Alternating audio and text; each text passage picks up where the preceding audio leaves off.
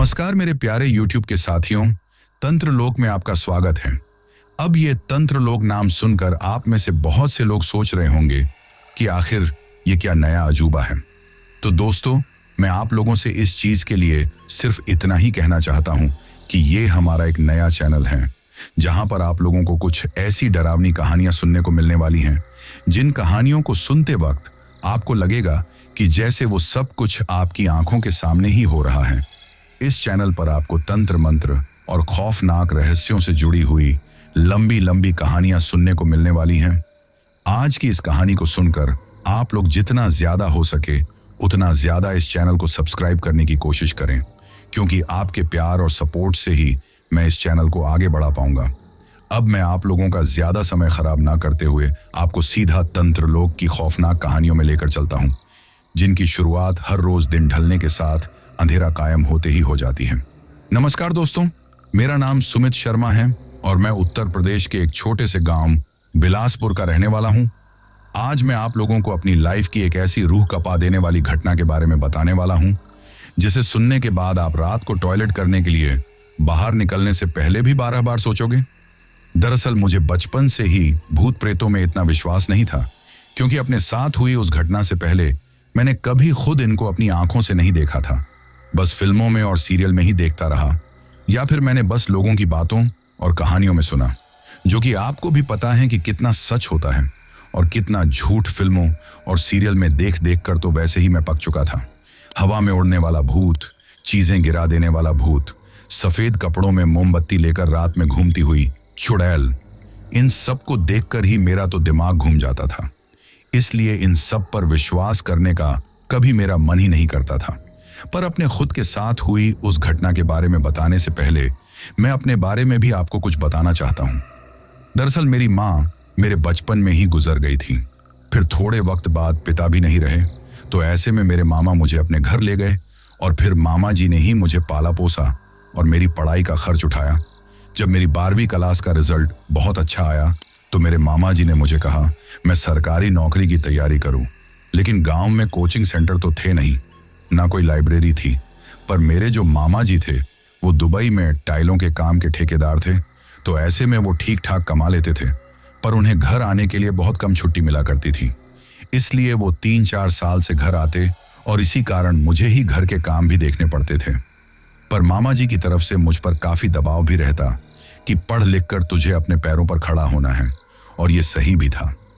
आखिर कब तक दूसरों के दिए पर ही पलता रहता, और इसी कारण मामा जी के कहने पर मैंने आगे की पढ़ाई शहर जाकर करने का सोचा। फिर मैं एक पीजी की तलाश में लग गया। अब मुझे रहने के लिए कोई जगह तो चाहिए थी ना, लेकिन मैं अकेला ये काम कर नहीं पा रहा था।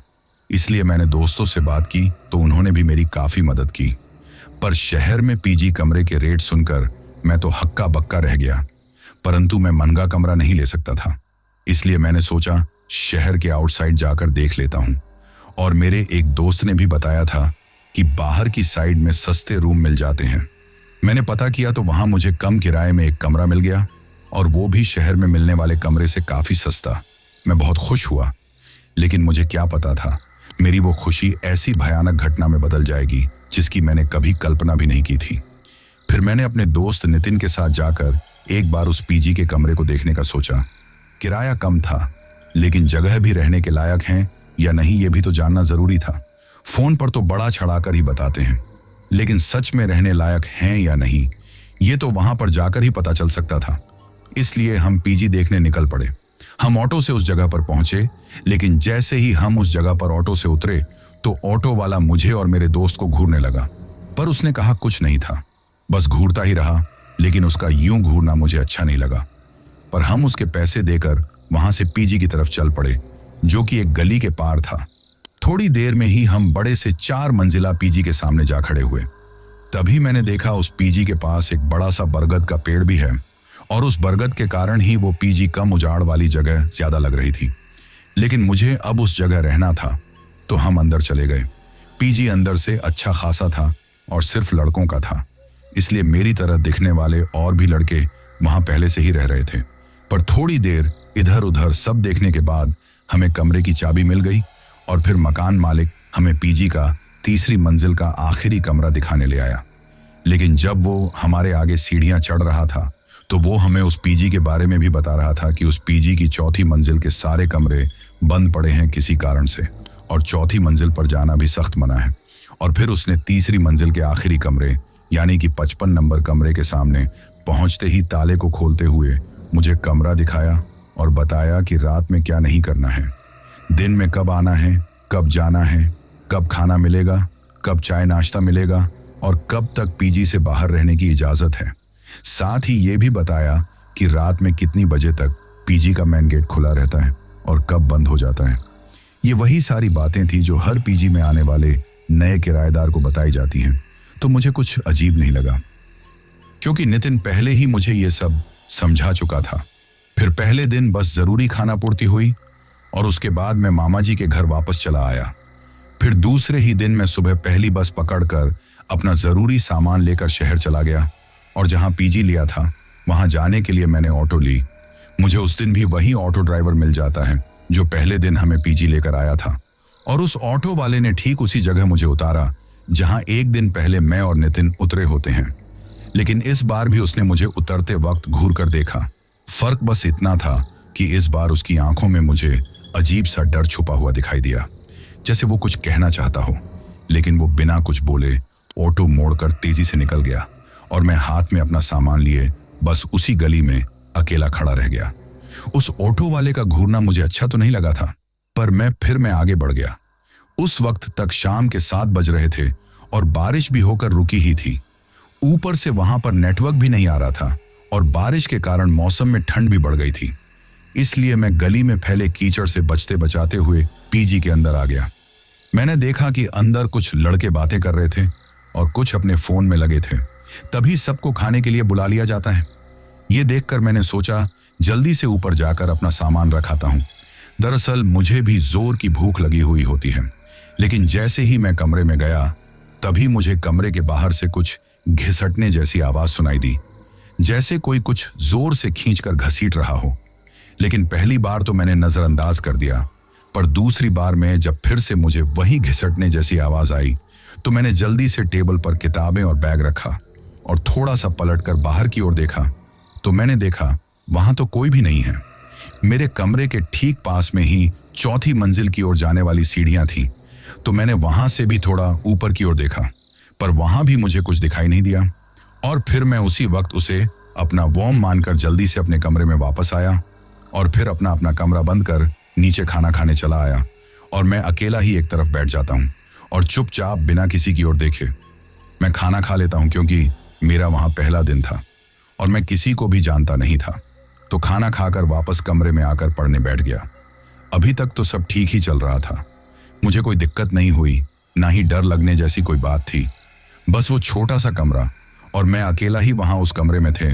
अब आप सोचेंगे पीजी के कमरे में तो 2 से 3 लोगों को रखा जाता है, पर मैं आपको बता दूं कि वो कमरा बाकी कमरों में सबसे छोटा था और वहां एक ही इंसान के लिए जगह थी। रात के 10 बजे मैं लाइट बंद करके सोने के लिए आंखें बंद करके जैसे ही लेटने लगा तभी फिर से मुझे वो घिसटने की आवाज सुनाई देने लगी। इस बार ये कुछ ज्यादा ही साफ सुनाई पड़ रही थी, क्योंकि बाहर सन्नाटा था और अगर इस वक्त तो वहां सुई भी गिरती तो उसकी भी आवाज भी जोर से आती। तो घिसटने जैसी वो जो भी आवाज थी बहुत ही जोर से आ रही थी और साथ ही वो मुझे बहुत ही डरावनी भी लगती है। तो मैं सोचता हूं कि एक बार तो मुझे देख ही लेना चाहिए कि आखिर क्या माजरा है। इतनी रात को तो सब कमरे में होते हैं, तो कोई क्या ही घसीटेगा। यही सब सोचकर मैं दरवाजा खोलकर बाहर देखता हूं, पर वहां मुझे कोई नहीं दिखता। लेकिन तभी मुझे चौथी मंजिल की ओर जाने वाली सीढ़ियों से खटखट की आवाज आती है, जिसे सुनकर मैं सीढ़ियों की तरफ जाकर देखने लगा, पर वहां भी कोई नहीं होता। लेकिन तभी मुझे दिखता है कि चौथी मंजिल पर कोई छाया सी चल रही हो। मैंने सोचा कोई लड़का अपने घर पर बात करने के लिए जाग रहा होगा, पर मुझे याद आया कि वहां पर जाना तो सख्त मना है, तो कोई वहां क्यों ही जाएगा भला। पर जब मैं सीढ़ियों से थोड़ा सा झांककर ऊपर की ओर देखता हूं तो मुझे कुछ दिखाई नहीं देता और मुझे थोड़ा डर भी लगने लगता है, क्योंकि वहां पर मेरे अलावा कोई भी बाहर नहीं होता है। पीजी के मालिक ने साफ मना किया हुआ होता है कि रात के 10:30 के बाद कोई भी कमरे से बाहर ना निकले। तो मैं जल्दी से वापस आया और कमरा बंद करके रजाई में घुस गया, क्योंकि उन दिनों नवंबर का महीना चल रहा था, तो हल्की हल्की सर्दी का मौसम तो वैसे ही होता है, और ऊपर से उस दिन बारिश हुई थी तो ठंड लगना कोई बड़ी बात नहीं थी। पर अब की बार मुझे कुछ ज्यादा ही ठंड लगने लगी। एक बार फिर अपने आप ही कमरे से कुछ खिसकने की आवाज आई। पर जैसे कि मैंने आपको बताया कि मैं पहले भूत प्रेत में विश्वास नहीं रखता था, मैं तो उन लोगों में से था जो कहते हैं कि ये सिर्फ दिमाग का वोम है और कुछ नहीं। तो मैंने उस वक्त भी यही सोचा कि शायद पहला दिन है तो मेरे दिमाग का वॉर्म ही होगा। तभी मुझे उसी वक्त याद आया कि जब मैंने नितिन से विदा ली, उसने मजाक में कहा कि अब तो तू बाहर ही रहेगा, डर मत जाना अंधेरे से। पर मैं उसे नजरअंदाज करता हुआ हल्की सी हंसी हंसकर ऑटो में बैठ गया था। लेकिन अब उसकी बात याद आने पर मैं थोड़ा सा मुंह उघाड़ता हूं और फिर अंधेरे के अंदर कमरे में उस तरफ देखने की कोशिश करता हूं जिस तरफ से आवाज आई होती है। तो मैं देखता हूं कि आवाज टेबल खिसकने की होती है जो कि खिड़की के पास लगी हुई होती है, पर अब एक तरफ से खिड़की से थोड़ी दूर हो गई होती है, जैसे कि किसी ने उसे जोर लगाकर खिसका दिया हो, और साथ ही खिड़की भी खुली हुई होती है।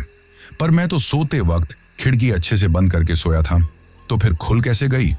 और ऊपर से उसी खिड़की से ये ठंड बरस रही होती है। तो मैं जल्दी से उठता हूं और उस खिड़की को बंद कर देता हूं। पर तभी मुझे लगा कि किसी ने टेबल के नीचे से मेरे पैर पकड़ लिए हों, और वो पकड़ इतनी ठंडी थी कि मेरे पैर ही सुन्न हो गए। और ये सब इतने अचानक से हुआ कि मैं बहुत ज्यादा डर गया और हड़बड़ाकर नीचे देखा, पर वहां तो कुछ भी नहीं होता।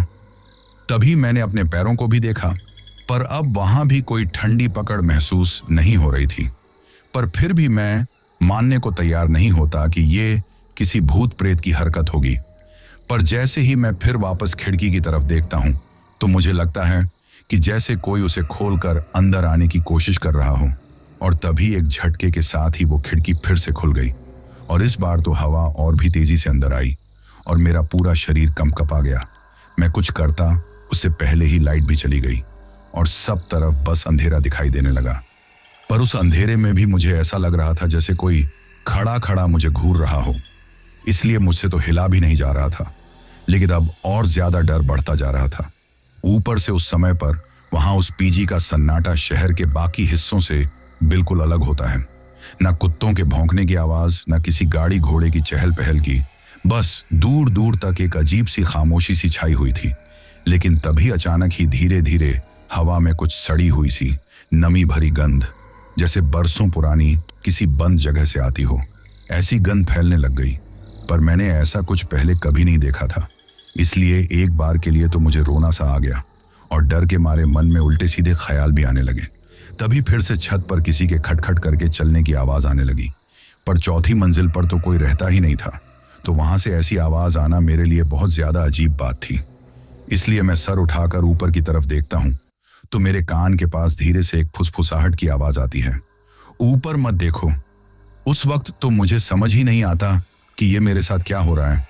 और फिर उस आवाज का सुनाई पड़ना, डर के मारे मैं तो भगवान को बार बार याद करने लगा। और तभी लाइट आ गई और मैंने सदमे में हर तरफ नजर घुमाकर देखा। पर अब जब मैं हर तरफ देखता हूं तो वहां तो कोई नहीं होता है। उस हल्की सी बल्ब की रोशनी में कमरा पहले की तरह ही साधारण ही दिख रहा था। एक बेड, एक छोटी सी अलमारी, एक टेबल और उसके सामने रखी कुर्सी, और उनके ठीक ऊपर वो एक खिड़की जो ठीक बरगद की तरफ खुलती थी। मैंने खिड़की की तरफ देखा और जल्दी से लपक कर उसे फिर से बंद कर दिया। पता नहीं क्यों उस पेड़ को देखना मुझे अच्छा नहीं लग रहा था, और जो भी अभी अभी उस कमरे में हुआ था उसके बाद उस बरगद को देखने पर मुझे और भी ज्यादा डर लग रहा था।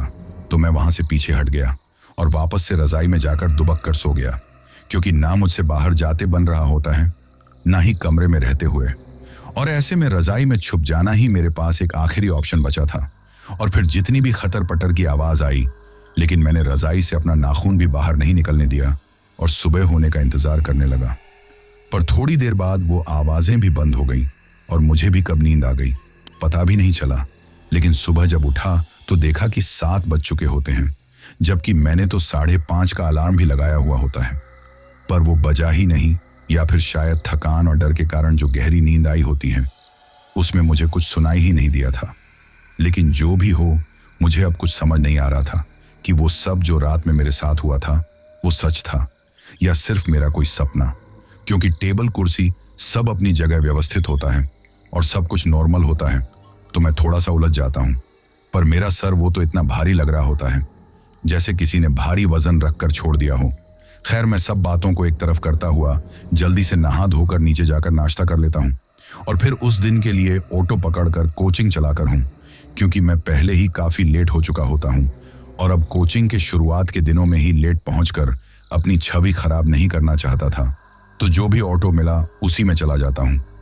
लेकिन पूरे दिन मेरे दिमाग में वही सभी घूमता रहा और मैं समझ नहीं पाता कि आखिरकार मेरे साथ वो सब जो हुआ वो क्या था, सिर्फ मेरा वहम या फिर उस कमरे में सच में कुछ था। दूसरी तरफ मैं भूत प्रेत को मानने के लिए अभी भी तैयार नहीं होता। फिर मैं नितिन से इस बारे में बात करने चला जाता हूँ उसके पीजी के कमरे पर, क्योंकि वो उस दिन कोचिंग नहीं आया था। पीजी कोचिंग से ज्यादा दूर ना होने के कारण मैं जल्दी से उसके पास पहुंच गया। फिर उसने मुझे बताया कि वो आज गांव जाएगा 2 दिन के लिए, इसलिए कोचिंग नहीं आया। और फिर मुझसे पूछने लगा कि पहला दिन पीजी का कैसा रहा। तो मैंने उसे सारी बात बता दी, पर उसने मुझ पर हंसते हुए मुझे कहा कि वो पीजी आउटसाइड के इलाके में है और थोड़ा पुराना सा है। ऊपर से उस तरफ रात के समय इतनी चहल पहल नहीं होती है और नया नया कमरा है, इस कारण मुझे डर लगा होगा। और फिर ऐसे डरावने सपने आए होंगे जिन्हें कि मैं सच मान रहा हूं। इसलिए उसके कहे पर मैंने भी सोचा कि शायद ऐसा ही हुआ होगा और मैंने भी उस बात को कुछ ज्यादा सीरियस नहीं लिया। और फिर शाम को मैं नितिन के गांव जाने वाली बस में बैठाकर मामा जी से फोन पर बात करने के बाद ऑटो के लिए निकल पड़ता हूं। काफी देर बाद मुझे वही ऑटो ड्राइवर दिखाई देता है और मैं उसे रोक लेता हूं, क्योंकि बाकी जितने भी ऑटो ड्राइवर होते हैं वो मुझे उस तरफ जाने का पूछने पर साफ मना कर देते हैं। तो मेरे पास बस यही एक चारा होता है कि मैं उस ऑटो ड्राइवर को रोक लूं। तो इसी कारण मैं उसे रोकने पर मजबूर था। लेकिन जिस तरह से वो घूरता था उस कारण मैं उसके ऑटो में दोबारा कभी ना बैठने का मन बना चुका था। पर अब क्या करता, इसलिए ऑटो के रुकते ही उसमें बैठ जाता हूं और उस ऑटो ड्राइवर से कहता हूं कि भैया थोड़ा जल्दी चलो, क्योंकि मैं पहले ही बहुत लेट हो चुका हूं। मेरी बात सुनकर पहले तो वो ऑटो ड्राइवर अजीब सा मुस्कुराया, फिर धीरे से बोला, वहां ना पहुंचना ही बेहतर है। मैंने जब उसकी इस बात पर उसे देखा तो वो चुपचाप ऑटो चलाने लगा। फिर हम थोड़ी ही देर बाद उस पीजी तक जाने वाली गली के पास पहुंच जाते हैं। आज फिर से मुझे पहुंचते पहुंचते वही 7 बज चुके थे और मैं जल्दी से किराया देकर गली पार करता हुआ पीजी पहुंचता हूं। मेरी आंखों के सामने फिर से एक बार वही 4 मंजिला पीजी खड़ा होता है, जिसके पास वो बरगद का वो विशाल पेड़ अब शाम के अंधेरे में और भी डरावना लग रहा होता है। कल तक वो इतना डरवाना नहीं लगा, पर पिछली रात जो भी हुआ उसके बाद तो डर ने मुझे जकड़ ही लिया होता है। तभी मैंने देखा कि उस बरगद की जड़ें दीवार से लिपटी हुई होती हैं और टहनियां ऐसे फैली थी जैसे किसी ने हाथ फैलाकर पूरी इमारत को जकड़ लिया हो। उसे देखते देखते मुझे फिर से याद आया कि मकान मालिक ने कहा था कि 4थी मंजिल बंद है। उस वक्त ये बात सामान्य लग रही थी मुझे, लेकिन अब उसी 4थी मंजिल के बंद पड़े दरवाजे मुझे घूरते हुए महसूस हो रहे थे। फिर मैं जल्दी से पीजी के अंदर दाखिल हुआ और अंदर का माहौल दिन के मुकाबले बिल्कुल ही अलग होता है। पिछली शाम की तरह ही उस शाम भी नीचे हॉल में कुछ लड़के खाना खा रहे होते हैं और कुछ मोबाइल में लगे हुए होते हैं। फिर मैंने रिसेप्शन के पास रखी रजिस्टर में अपनी एंट्री की और सीढ़ियों की तरफ बढ़ गया। 3री मंजिल तक पहुंचते पहुंचते मेरे कंधे पर रखा बैग मुझे भारी लगने लगा, पर जो भी हो मैंने डरते डरते ही कमरा नंबर 55 का ताला खोला और दरवाजा खोलते ही एक ठंडी हवा का झोंका बाहर की तरफ आया, जैसे कमरा नहीं कोई बंद तिजोरी खुली हो। अंदर जाकर मैंने बैग रखा, कपड़े निकाले और नीचे जाकर खाना खा लिया। खाना खाते वक्त भी मन कहीं और ही भटक रहा था, जैसे कोई मुझे लगातार देख रहा हो। फिर रात करीब 8:30 बजे मैं कमरे में आया और मैं अपने बेड पर आकर लेट गया। पिछली रात जो कुछ भी हुआ भले ही सपना सा लगता हो, पर जो कुछ भी हुआ था उसके बाद बल्ब बुझाकर सोने की हिम्मत मुझ में नहीं होती, तो मैं बल्ब जलने देता हूँ और आंखें बंद करने की कोशिश करने लगता हूँ। लेकिन अचानक मुझे फिर से लगा जैसे छत के ऊपर से कोई धीरे धीरे चल रहा हो। मैंने सोचा शायद 4थी मंजिल पर कोई तो होगा, लेकिन फिर याद आया कि ऊपर जाना मना है और सारे कमरे बंद हैं। और जैसे ही यह ख्याल आया मेरे तो दिल की धड़कन ही तेज हो गई। मैंने कान लगाकर सुना, कदमों की वो आवाज कुछ सेकंड बाद बंद हो गई, या शायद मेरे सुनने पर जैसे कोई चलते चलते रुक गया हो। तभी मैंने खुद को बहुत जोर देकर समझाया कि नया माहौल है, इसलिए ऐसा लग रहा है, और करवट बदलकर सोने की कोशिश करने लगा। तभी अचानक फिर से मेरे कमरे के बाहर कॉरिडोर में किसी के घसीट कर चलने की आवाज आई, जैसे कोई नंगे पैर फर्श पर रगड़ते हुए चल रहा हो। वो आवाज इतनी साफ थी कि मेरे रोंगटे ही खड़े हो जाते हैं। मैंने उठकर दरवाजे की तरफ देखा। दरवाजा अंदर से बंद होता है। फिर मैंने हिम्मत करके कमरे के झरोखे से बाहर झांका। क्योंकि दरवाजा खोलने की मेरी हिम्मत ही नहीं हो रही होती, तो मैं देखता हूं कि कॉरिडोर में हल्की पीली रोशनी होती है, लेकिन वहां कोई नहीं होता। बस फर्श पर पानी के छींटों जैसे निशान होते हैं जो मेरे कमरे के दरवाजे के सामने आकर खत्म हो जाते हैं। लेकिन मैं ये देखकर जल्दी से पलटा और रजाई की ओर बढ़ने लगा। पर तभी मुझे याद आया कि मैं मामा जी को फोन कर लेता हूँ। पर तभी मेरा फोन अपने आप ही स्विच ऑफ हो गया, जबकि मैंने तो फोन को पूरा चार्ज कर रखा होता है। अब तो मैं डर के मारे कांपने लगा, क्योंकि अचानक मुझे खिड़की के बाहर से किसी के रोने की आवाज सी सुनाई देती है, जो कि किसी लड़की की होती है। पर वो तो बॉयज पीजी होता है, तो वहां किसी लड़की का रोना सुनाई देना, वो भी तीसरी मंजिल की खिड़की के बाहर, ये कोई आम बात तो थी नहीं। इसलिए डरते डरते मैं उस खिड़की के पास जाता हूँ, और फिर जैसे ही खिड़की को खोलने लगता हूँ तो लाइट चली जाती है, और उसी अंधेरे में मुझे एक हाथ पकड़ लेता है, और मेरे कान के पास पिछली रात की तरह ही फिर से कोई फुसफुसाता है, खिड़की मत खोलना। यानी कि मैं खिड़की खोलने ही वाला था, और तभी ये सब होता है, जिसके कारण अब मैं बहुत ज्यादा डर चुका होता हूँ, और उस ठंडे मौसम में भी मेरे पसीने से छूट जाते हैं। दरअसल अभी भी मुझे अपने हाथ पर उस हाथ की पकड़ महसूस हो रही होती है, और मैं डर के मारे जोर से चिल्ला पड़ता हूँ। फिर इधर उधर भागने लगता हूँ, क्योंकि अंधेरे में मुझे दरवाजे का भी पता नहीं चल रहा होता है। और इसी बीच धड़ाम की आवाज के साथ वो खिड़की अपने आप जोर से खुल जाती है, और एक ठंडी हवा का झोंका फिर से अंदर तक चला आता है। पर उसके साथ ही किसी लड़की के चीखने की आवाज भी अंदर आती है, और मैं दहशत के मारे वहीं जम सा जाता हूँ। उस हालत में मैं ही जानता हूँ कि मेरे साथ क्या हो रहा होता है। मुझे बस घर जाना था और कुछ नहीं चाहिए होता मुझे। पर मैं तो जिधर भी भाग रहा होता हूँ, हर तरफ बस दीवारें ही दीवारें महसूस हो रही होती हैं, जैसे दरवाजा तो कहीं था ही नहीं उस कमरे में। और मैं बुरी तरह चीखने चिल्लाने लगा, पर वहां कोई नहीं आया। ऐसा लग रहा था जैसे बाहर कोई मेरी आवाज को सुन ही नहीं पा रहा होता है। पर फिर भी मैं जोर से शोर मचा रहा होता हूं कि काश कोई सुन ले तो मुझे बचाने आ जाए। पर तभी किसी ने मेरी गर्दन पर हाथ रखा, और मेरी गर्दन को किसी फड़फड़ाते हुए मुर्गे की तरह दबोच लिया, और मैं उस पकड़ से छूटने के लिए बहुत बुरी तरह से छटपटा रहा होता हूं, पर हर कोशिश के बाद भी छूट नहीं पा रहा होता हूं। मुझे लगने लगा था कि ये जो भी चीज है ये मुझे मार ही डालेगी। पर तभी मेरे कमरे का दरवाजा जोर से खुला, और एक लड़का भागता हुआ कमरे में आया और बल्ब जला दिया, और बल्ब जलते ही सब पहले की तरह ही सामान्य हो गया। पर मैं धड़ाम के साथ ही जमीन पर गिर पड़ा। लेकिन मुझे ऐसा महसूस हो रहा था मेरे पूरे शरीर में तो जैसे जान ही नहीं रही। वो जो भी चीज होती है उसने मुझे इतना डरा दिया होता है कि मेरा पूरा शरीर ही बुरी तरह कांप रहा होता है, और मुझ में खुद से उठ खड़े होने की भी हिम्मत नहीं बची। इसीलिए उस लड़का ने मुझे सहारा देकर बेड पर बिठाया, और फिर उसने मुझे थोड़ा पानी भी पिलाया, और पानी पिलाने के बाद मेरी पीठ थपथपाने लगा, क्योंकि उसे साफ दिख रहा होता है कि मैं उस वक्त कितना डरा हुआ था। उसने मुझे अपना नाम बताया। मेरा नाम विनोद है, और मुझे तुम्हारे कमरे से जोर से कुछ गिरने की आवाज आई तो मैं इधर चला आया। क्या हुआ था? जब उसने ये कहा तो मुझे याद आया कि बीच में जब मैं चीखता चिल्लाता हुआ इधर उधर भाग रहा था, तब मैं किसी भारी चीज से टकरा गया था और कुछ गिर गया था जमीन पर। तभी मैंने सामने हर तरफ देखा तो पाया कि कुर्सी एक तरफ गिरी पड़ी हुई होती है, और उसके पास ही पानी का जग भी गिरा हुआ था। विनोद ने भी उस तरफ देखा, फिर उस कुर्सी को अपनी जगह पर रखते हुए खिड़की को बंद कर दिया और जग को उठाकर टेबल पर रख दिया। फिर एक तरफ पड़े हुए पोंछे से पानी को पोंछ दिया। मैं तो सुन्न होकर बैठा हुआ बस उसको ही देख रहा होता हूँ, और वो मुझे घूर रहा था। तभी अचानक ही उसका चेहरा बदल गया, और उसने टेढ़ी नजर से मेरी तरफ देखा। तुम्हें मना किया था मैंने, खिड़की मत खोलना, फिर तुमने खिड़की क्यों खोली?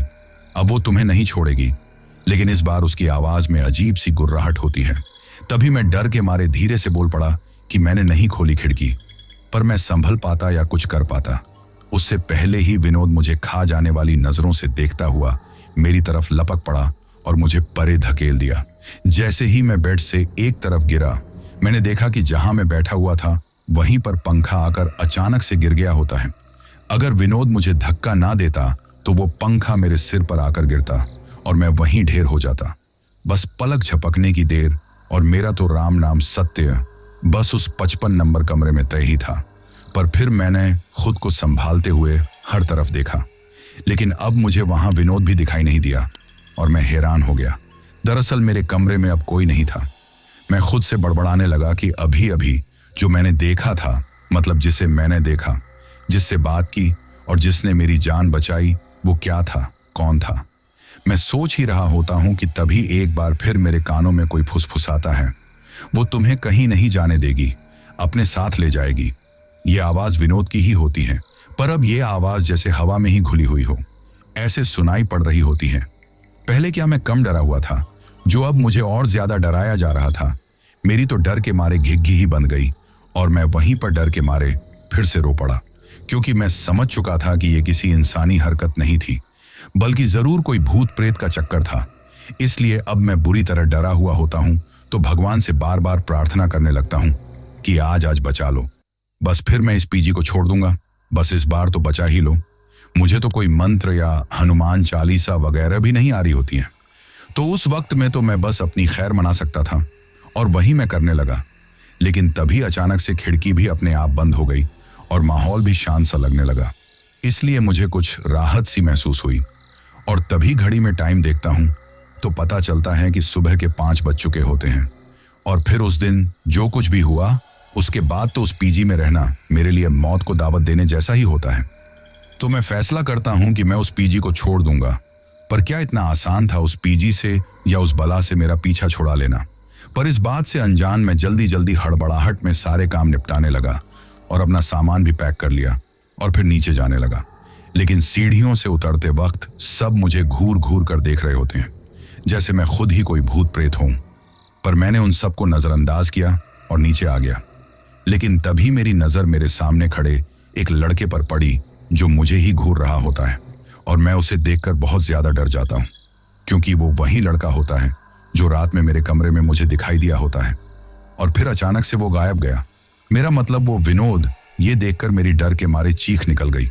सब मेरी तरफ देखने लगे, लेकिन मैंने खुद को संभाला और अपने सामान के साथ जितनी जल्दी हो सके वहां से निकलना चाहा। पर तभी मुझे ख्याल आया कि मेरा फोन तो ऊपर कमरे में ही छूट गया है और मैं अपने सामान को वहीं पर छोड़कर भागा।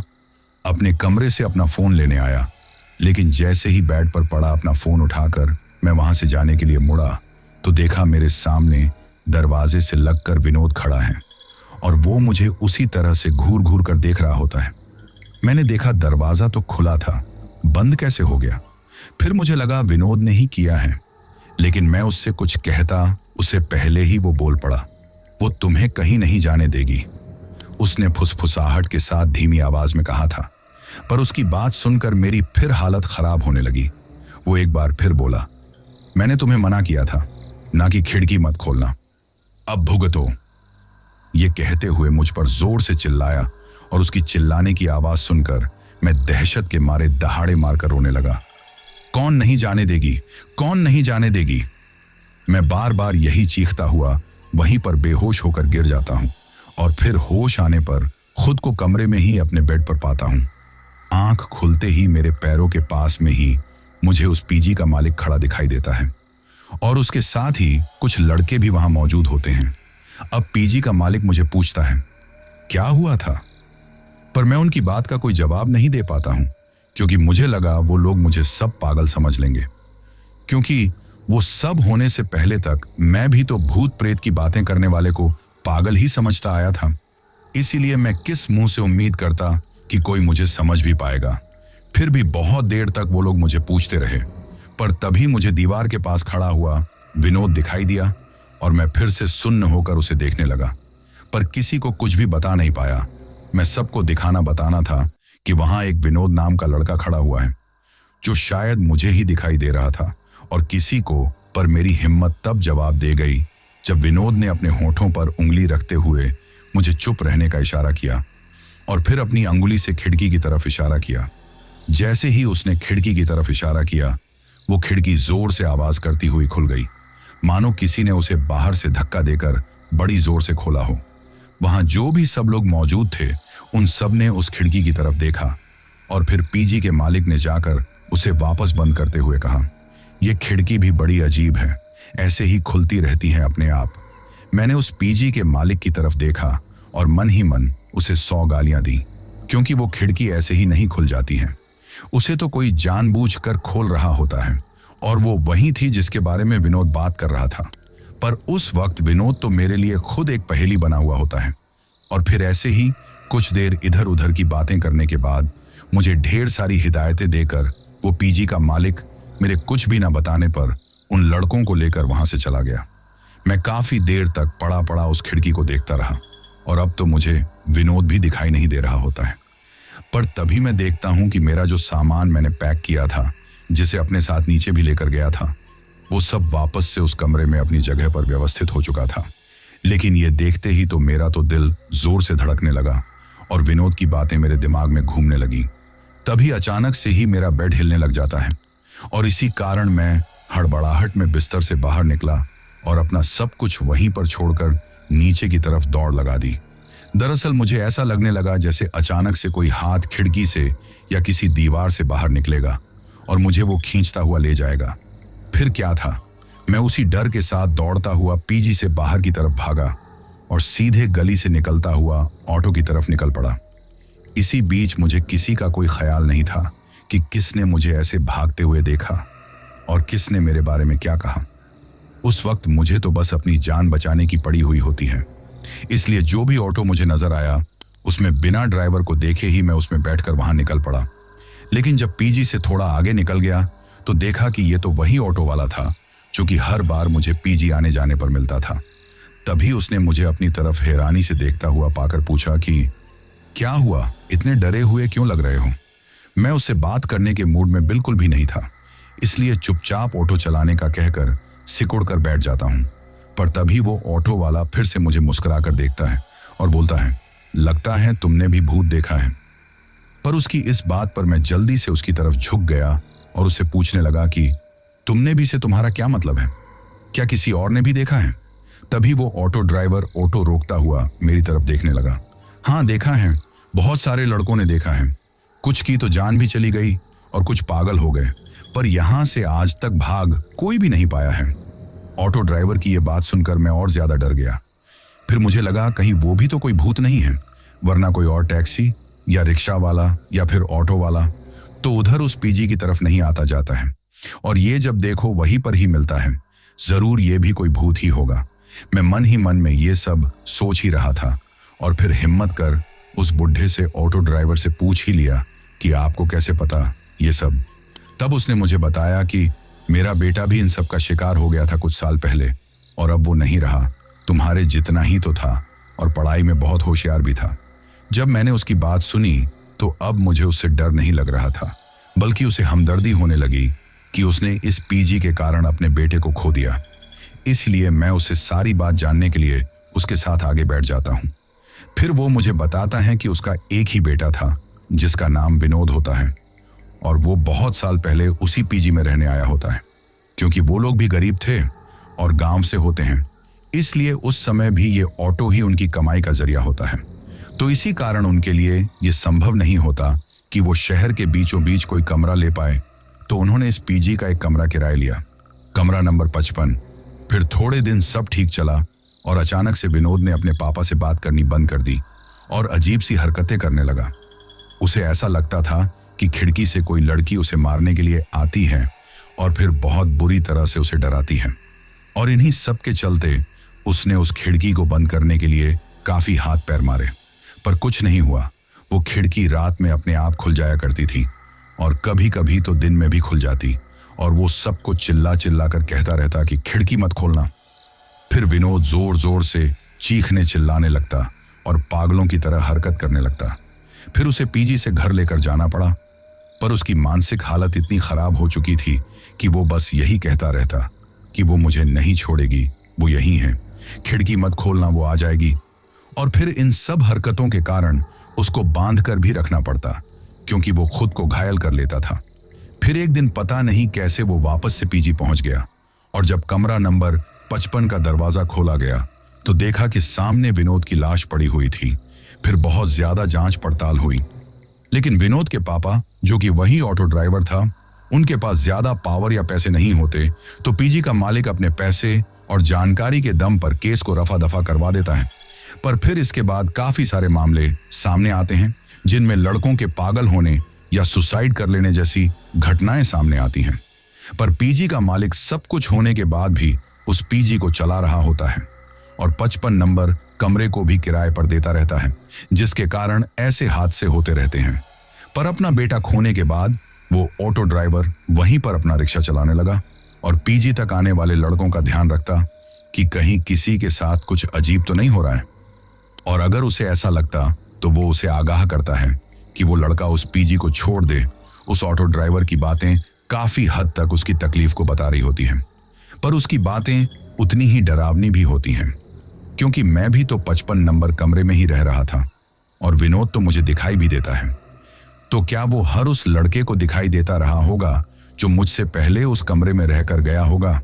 मैं काफी सोच विचार करता हुआ उस ऑटो ड्राइवर से उसके बेटे विनोद की तस्वीर दिखाने को कहता हूं, और जब वो मुझे वो तस्वीर दिखाता है तो मैं हक्का बक्का रह जाता हूं, क्योंकि यही विनोद तो मुझे भी दिखाई दिया होता है उस कमरे में।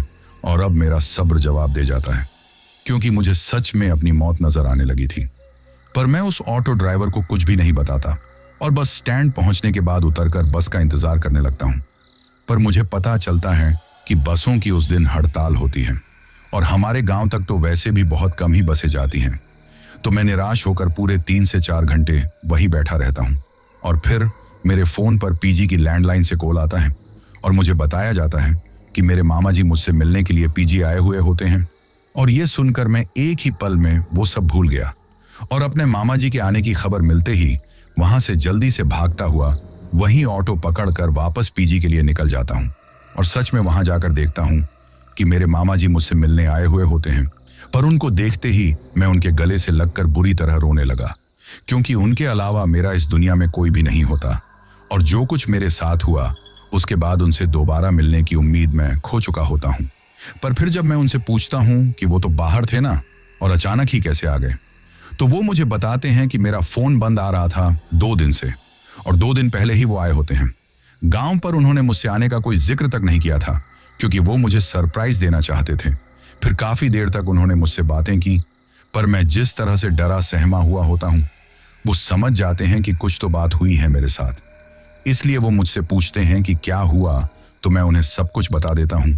मुझे लगा वो मेरी बात पर यकीन नहीं करेंगे, पर उन्होंने मेरी बात पर यकीन किया और बोले, मैं तुम्हें यहां से निकाल लूंगा।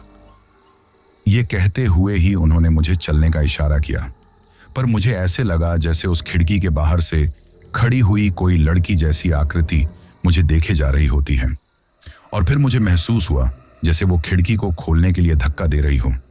पर तभी मुझे विनोद दिखाई दिया, जो बार बार खिड़की की तरफ इशारा करता हुआ धीरे से फुसफुसा रहा होता है कि वो तुम्हें नहीं जाने देगी। तभी मैं बहुत बुरी तरह से कांपने लगा, और ये देखते ही मामा जी ने अपने गले में पड़ा हुआ ताबीज निकालकर मेरे गले में डाल दिया, और गले में वो ताबीज पड़ते ही जैसे सब हल्का सा हो गया। वो खिड़की के बाहर खड़ी लड़की जैसी धुंधली आकृति भी गायब हो गई, और उसके साथ ही विनोद भी दिखाई देना बंद हो गया। और उसी पल मैं फिर से मामा जी के सीने से लिपट गया, और फिर उनके साथ ही उनकी बाइक पर बैठकर घर चला आया। फिर घर आने के बाद 2 से 3 दिन सब सही रहा। मामा जी भी मुझे ठीक देखकर रिश्तेदारों से और दोस्तों से मिलने के लिए निकल गए। पर फिर एक रात मुझे सपना आया कि मेरे गले में सांप जैसा कुछ रेंग रहा होता है, और डर के मारे मैं सपने में तो उस सांप को झटक रहा होता हूँ, पर हकीकत में मैं उस ताबीज को तोड़कर फेंक देता हूँ। और फिर क्या होना था, वही सब जो पीजी में होता था वो घर पर होने लगता है। दिन बीतते गए और अजीब घटनाएं बढ़ती चली गईं। कभी रात में अलमारी अपने आप ही खुल जाती, तो कभी खिड़की अपने आप बजने लगती, जबकि हवा भी नहीं चल रही होती थी। एक रात तो हद ही हो गई, जब मैं गहरी नींद में होता हूं और अचानक किसी ने मेरे पैर खींच दिए। मैं घबराकर उठ बैठा। कमरे में अंधेरा होता है, पर मैं पसीने से पूरा शरीर भीग चुका था, और मैंने लाइट जलाकर देखा तो सब कुछ वैसा ही होता है, लेकिन मेरी बेडशीट पर गीले हाथों के निशान मुझे साफ दिखाई दे रहे थे। और फिर मुझे वही लड़की की धुंधली सी आकृति भी दिखाई पड़ती है। इसलिए अब तो घर पर भी मुझे चैन नहीं मिल रहा होता है। मैं हर जगह डरा डरा सा रहने लगा और घर से बाहर भी नहीं निकलता। मेरा सामान सारा पीजी में ही था, इसीलिए मुझे लगता कि मैं अभी भी वहीं फंसा हुआ हूं, उसी 55 नंबर कमरे में। पर फिर अगली रात जब मैं सो रहा था और मुझे फिर से किसी लड़की के रोने की आवाज सुनाई पड़ी, तो मैंने आंखें खोलकर उस आवाज की दिशा में देखा तो वो लड़की जैसी धुंधली आकृति फिर से एक कोने में बैठी हुई रो रही होती है। पर मेरी हिम्मत नहीं पड़ती कि मैं उसके पास जाऊं और मैं डर के मारे एक कोने में ही सिमट कर बैठ जाता हूं और मन ही मन मनाने लगता हूं कि ये सब दिखना बंद हो जाए या फिर जल्दी से मामा जी आ जाए और सब ठीक कर दे। पर ऐसा कुछ नहीं होता है, बल्कि वो लड़की और जोर से रोती हुई सुनाई पड़ने लगती है और उसके रोने की आवाज इतनी कर्कश होती है कि मेरे तो कानों के पर्दे ही फटने लगते हैं और मैं जोर जोर से चिल्लाने लगता हूं कि चुप करो, चुप करो।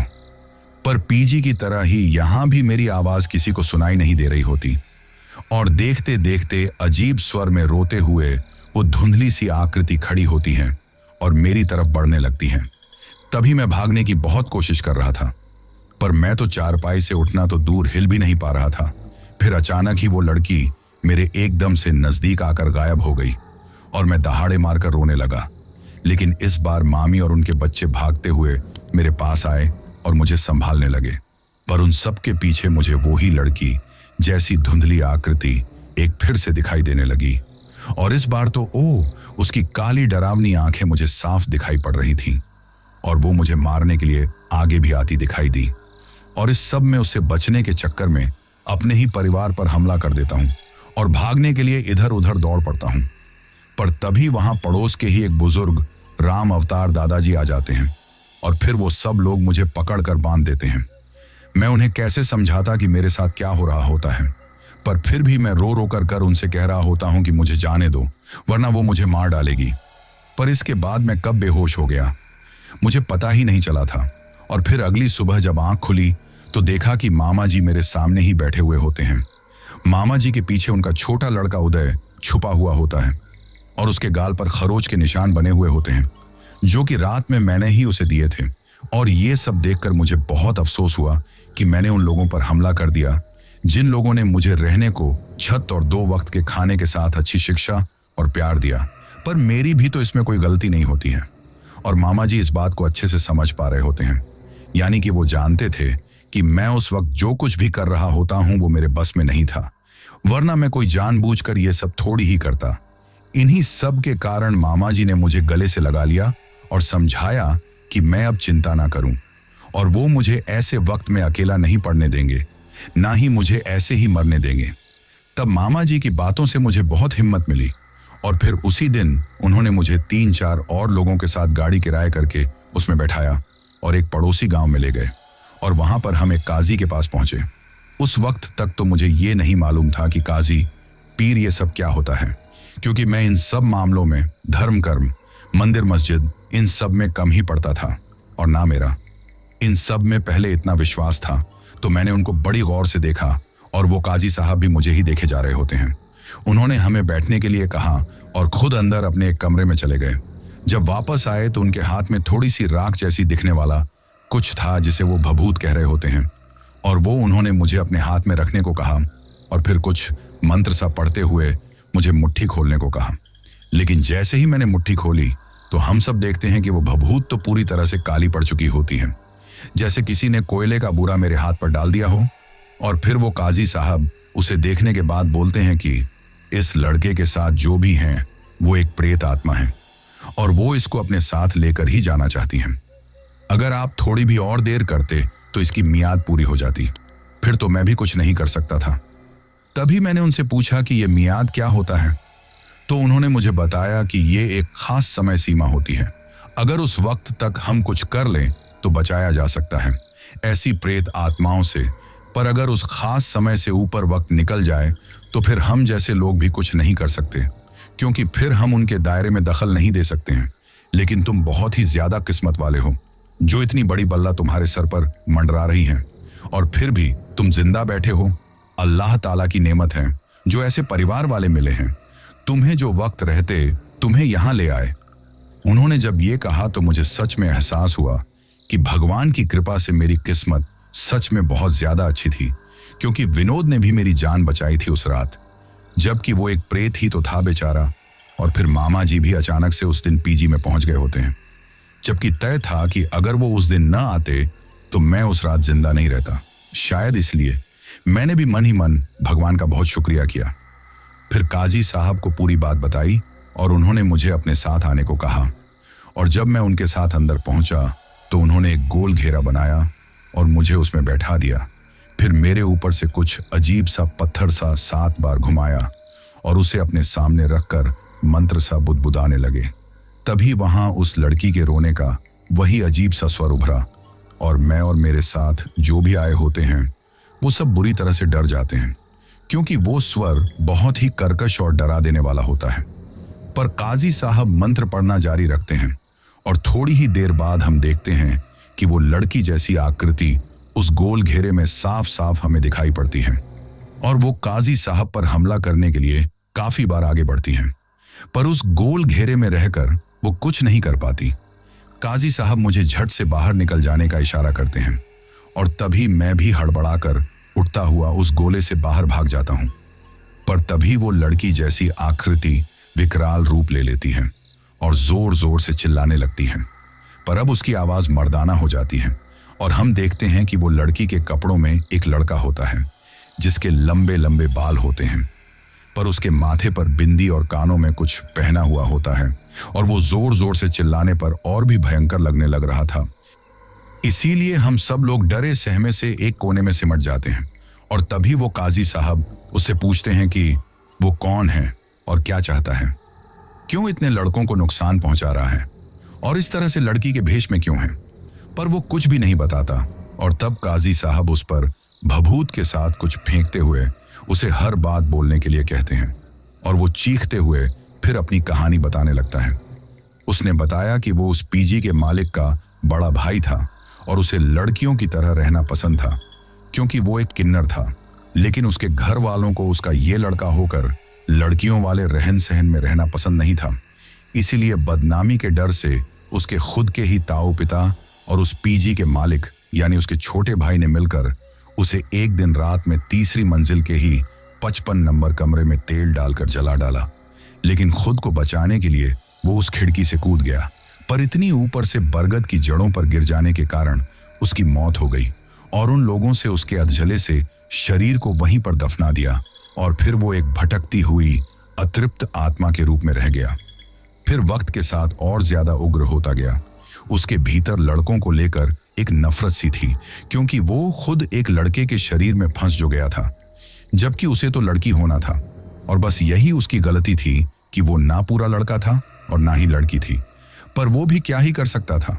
और जब उसके साथ वो सब हुआ तो उसकी जो तकलीफ, जो दुख था, वो एक गुस्से में एक बदले की आग में बदल गया और उसी के चलते उसने अपने सारे परिवार को खत्म कर दिया और बस उसका छोटा भाई बच गया, क्योंकि वो दूसरी जगह जाकर बस गया था। और जब अपने उस मकान को उसने पीजी के रूप में खोल लिया तो तब से ही वो अतृप्त आत्मा उस पीजी में आने वाले लड़कों में से जो भी 55 नंबर कमरे में आकर रहता था वो उसे कभी वापस नहीं जाने देता या फिर मार डालता था, और जो कोई उपाय करके बच जाता तो वो पागल हो जाता था। और अब क्योंकि मैं भी उस 55 नंबर कमरे में रहा था इसलिए वो मेरे पीछे पड़ा हुआ था। अब जब सारी बात साफ हो चुकी थी इसलिए हमने मामा जी के फोन से पीजी के मालिक से बात की और उन्हें सारी बात बताई तो उन्होंने भी हामी भरी कि हाँ, जो कुछ उस प्रेत ने बताया था वो सच था, पर उस पीजी के मालिक को उसका जरा भी पछतावा नहीं होता। पर मुझे बचाने के लिए उस पीजी के मालिक के साथ वो काजी साहब और मामा जी उस 55 नंबर कमरे में जाते हैं और वहां जाकर उपाय करके उस आत्मा को बंद कर देने का सोचते हैं। पर यह सब इतना आसान नहीं था।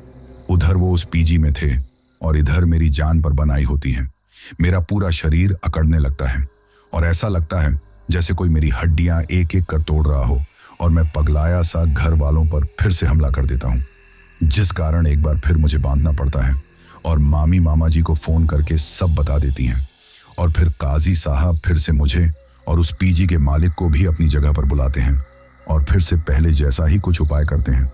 और इस बार वो लड़की जैसा दिखने वाला किन्नर बहुत गुस्से में सामने आता है और काजी से कहता है कि जब तक उस पीजी का मालिक जिंदा है वो उस पीजी को नहीं छोड़ेगा और 55 नंबर कमरे में आने वाले किसी लड़के को भी वो नहीं छोड़ेगा। तो ये सब सुनकर हम सब फिर से डर जाते हैं, पर काजी साहब इस बार उसको अपने मंत्र से कैद कर लेने का सोचते हैं और फिर पीजी के मालिक को अपना गुनाह कबूल करने को कहते हैं। पर वो नहीं मानता तो वो किन्नर आत्मा उस पीजी के मालिक पर हमला कर देती है और देखते ही देखते वो अपने आप जमीन पर घिसटने लगता है और फिर वो भी मौत के डर के मारे अपना गुनाह कबूल कर लेता है। और फिर उस पीजी के मालिक के बताए अनुसार उसी दिन ही उस बरगद के पेड़ के नीचे खुदाई होती है और एक कंकाल निकलने और उसकी रिपोर्ट आने के बाद सारी बात साफ होती है और फिर पुलिस उस पीजी के मालिक को पकड़ कर ले जाती है और तब उस किन्नर की आत्मा को इंसाफ मिलता है और फिर उस 55 नंबर कमरे के साथ ही पूरे पीजी को ही सील कर दिया जाता है और हमेशा के लिए बंद कर दिया जाता है। और वहाँ जो विनोद की आत्मा फंसी हुई थी तो उसे भी काजी साहब मेरे कहने पर मुक्त करवाते हैं और बताते हैं कि वो बहुत ज़्यादा डर जाने के कारण और मरने के बाद भी वो वहीं फंसा रह गया, पर अब सब ठीक हो चुका होता है। साथ ही अब उस पीजी से किसी को कोई खतरा नहीं होता। पर मैं अब उस पीजी की तरफ कभी नहीं लौटना चाहता था, इसीलिए मैंने मामा जी से बात की और शहर में ही एक दूसरे पीजी में कमरा किराए ले लेता हूँ और फिर मैं खूब मेहनत साथ अपनी कोचिंग पूरी कर लेता हूँ और एक इनकम टैक्स अधिकारी बन जाता हूँ। लेकिन आज मैं मानता हूँ कि इंसानों से अलावा भी इस दुनिया में बहुत सारी चीज़ें हैं जिनमें एक भूत प्रेत जैसी चीज़ भी होती है और मैं उन सब से बच सका और बाहर आ सका। इसका कारण एक ही था और वो थे मेरे मामा जी, जिन्होंने मेरे लिए हर संभव प्रयास किया था।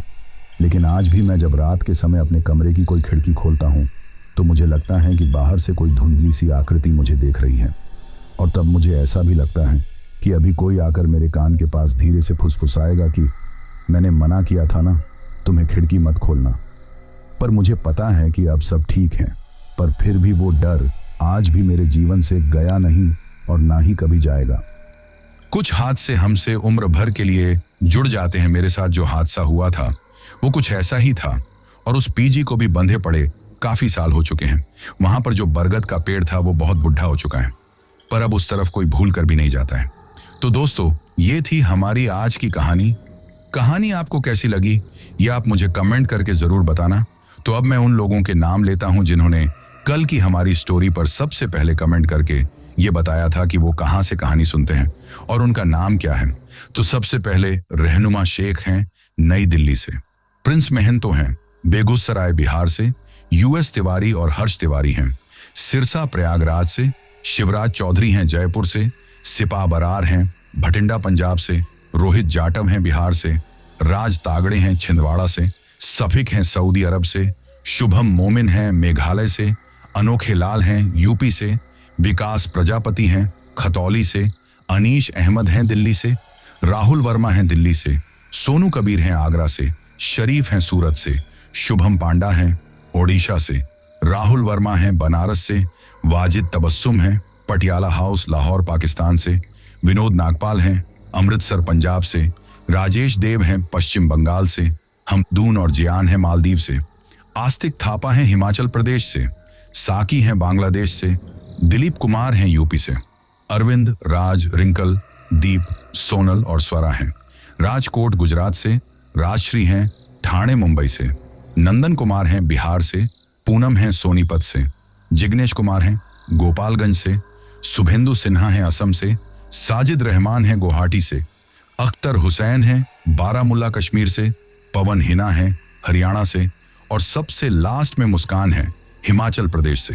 तो दोस्तों, ये थे उन लोगों के नाम जिन्होंने कल वाली स्टोरी पर कमेंट करके ये बताया था कि वो कहां से कहानी सुनते हैं और उनका नाम क्या है। साथ ही अगर आपको हमारी ये कहानी पसंद आई है तो चैनल को सब्सक्राइब करके जरूर जाना, क्योंकि आपका ये छोटा सा सहयोग मेरे लिए बहुत ज्यादा मायने रखता है।